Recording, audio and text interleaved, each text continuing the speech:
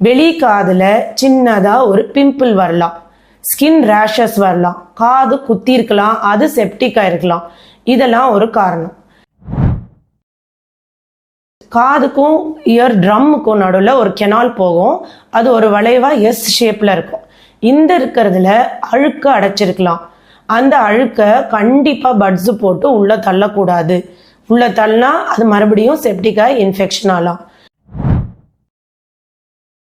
Diabetes patients, immuno compromised patients, arthritis பேஷண்ட்ஸோட medicines காம்ப்ளிகேஷன்ஸால் ஒரு சில ஃபங்கல் இன்ஃபெக்ஷன் ஈரம் கோத்து காதில் வரலாம்.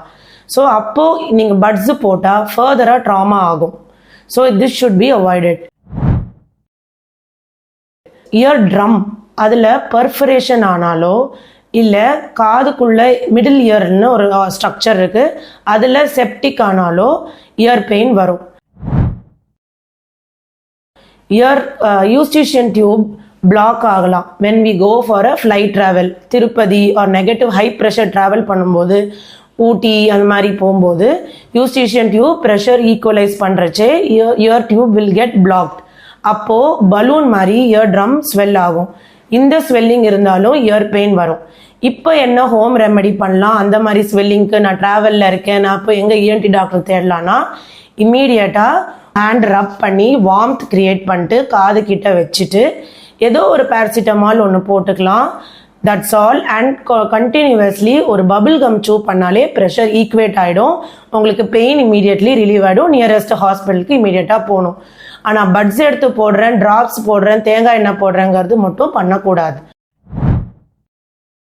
டீத் இன்ஃபெக்ஷன், டீத்தில் எதனா ஃபுட் மாட்டினாலும் டெஃபினட்டாக இயர் பெயின் வரும்.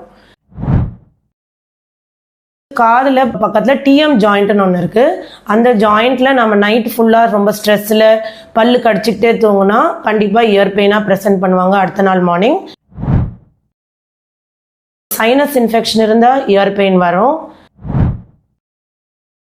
த்ரோட்டில் டான்சில் டங்கில் எதனா இன்ஃபெக்ஷன் இருந்தாலும் இயர் பெயின் வரும்.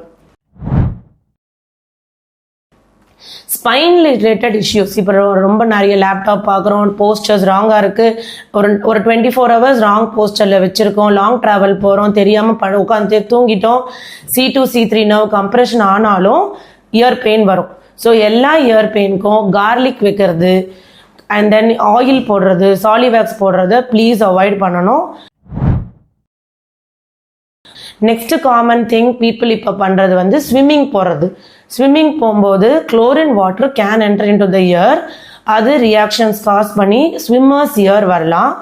This can be avoided by keeping silicone ear plugs. அவங்க இயருக்கு ஏற்ற மாதிரியே மோல்டடாக இருக்கும். Any sports shop will have it. அதை போட்டுட்டு தோ ஹியரிங்கும் இருக்கும் அண்ட் அதை போட்டு ஸ்விம்மிங் பண்ணால் this can be avoided. But please don't put ear buds. Ear பெயின்கான காமன் காசஸ் இந்த வீடியோவில் பார்த்தோம். இதில் எது உங்களுக்கு இருந்தாலும் ENT கன்சல்டேஷன் இமீடியட்டாக பண்ணணும். தேங்க்யூ.